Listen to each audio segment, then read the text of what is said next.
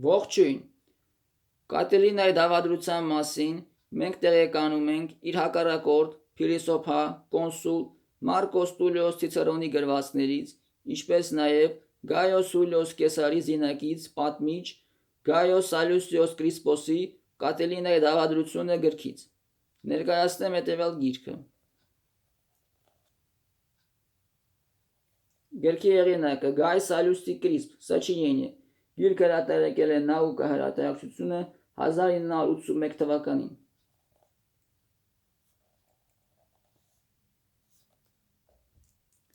Լուցիո Սերգիուս Կատելինան ծնվել է մեր թվարկությունից առաջ մոտավորապես 108 թվականին հնամենի ընտանիքում։ Իր կարիերան հավանաբար սկսել է դաշնակցային պատերազմի ժամանակ։ Գայոս Մարիոսի և Լուցիոս Կորնելիոս Սուլայի միջև ընթացող քաղաքացիական պատերազմի ժամանակ կանգնել է Սուլայի կողմը։ Սուլայական պրոսկրիպցիաների ժամանակ ենթադրվում է, որ սպանել է պրետոր Մարկոս Մարիոս Գրատիցիանոսին։ Մեր թվարկությունից առաջ 73 թվականին իր նկատմամբ դատական հետաքննություն է ընթացել, որն ավարտվել է իր արդարացմամբ։ Մեր թվարկությունից առաջ 68 թվականին նա զբաղեցրել է պրետորի պաշտոնը, որից հետո կառավարել է Աֆրիկա նահանգը։ Դրանից հետո մի քանի անգամ փորձել է Հռոմում ընտրվել կոնսուլ։ Չհաջողելով որոշել է պետական հեղաշրջում իրականացնել։ Այս որոշ տվյալների հեղաշրջման առաջին փորձը տեղի ունեցել մեր թվարկությունից առաջ 66-ից 65 թվականներին։ Ենթադրվում է, որ դրան մասնակցել են նաև Գայոս Յուլիոս Կեսարը և Մարկոս Լիցինիոս Կրասոսը, ապագա եռապետներից երկուսը։ Չնայած այս տեսակետի հավաստիությունը կասկածելի է։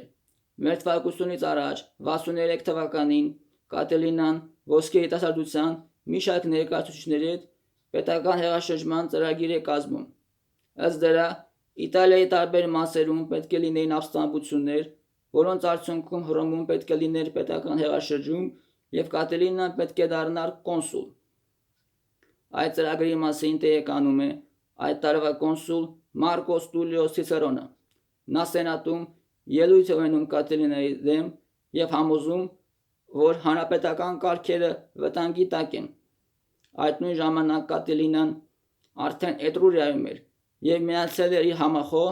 զորավար Գայոս Մանլիոսի ապստամբությանը։ Հռոմում Կատելինան հայտարարվում է պետության թշնամի, իր կողմնակիցները ձերբակալվում են և առանց դատի մահապատժի ենթարկվում։ Մեր թվարկությունից առաջ 62 թվականի հունվարին Պիստորիայի մոտ կոնսուլ Գայոս Անտոնիոս Հիբրիդայի գլխավորությամբ հռոմեական զորքը հաղթում է Կատելինային և իր համախոհներին։ Կատելինան սպանվում է։ Անվերջ կարելի է վերլուծել Կատելինայի դավադրության պատճառները, բայց այսօր այսքանը։ Շնորհակալություն ուշադրության համար։